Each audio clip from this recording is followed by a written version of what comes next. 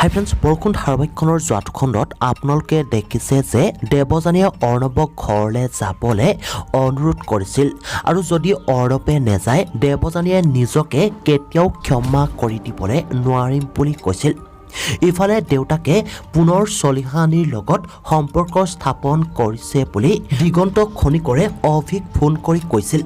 এতিয়া বাৰু অৰ্ণৱে যে দেৱযানীৰ লগত বিয়া পতা নাই বুলি জানিবলৈ পাই দেউতাকে ৰিয়াহেতৰ লগত পুনৰ সম্পৰ্ক গঢ়ি তোলাৰ কথা ভাবিছে নেকি জানিবলৈ পাব আজিৰ আহিব লগা খণ্ডটিত।